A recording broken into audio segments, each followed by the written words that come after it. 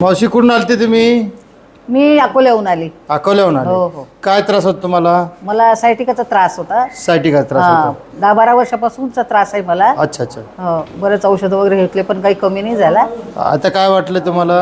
आता मला पुष्कळ म्हणजे एकदम हलकं वाटलं, एकदम हलकं वाटलं? मोकळं वाटलं. अच्छा. काय काय त्रास व्हायचा पहिला? माझे कमरेपासून पूर्ण समजा पाय दुखत होते, मांड्यांमध्ये दुखत होतं, अच्छा. सीटमध्ये दुखत होतं. अच्छा. म्हणजे मी जास्त अंतर चालू नव्हती शकत.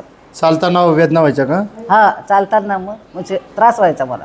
किती फरक वाटतो? नाही, असं चांगलं वाटून राहिलं मला, म्हणजे पुष्कळच मोकळं वाटत आहे. किती टक्के आराम वाटतं आता? टक्के आता पण 60-70% वाटत आहे. 60-70% हो. आराम वाटतो. बरोबर, धन्यवाद. धन्यवाद. मला जर चांगलं वाटलं तर माझी बहिणी ज्या आहेत समाजामध्ये, बरोबर की ज्यांची अशीच परिस्थिती आहे. आम्ही अकोल्यासारख्या शहरातून आलो आहे, बरोबर. पण आम्ही अकोल्यामध्ये उपचार घेऊ नाही शकलो.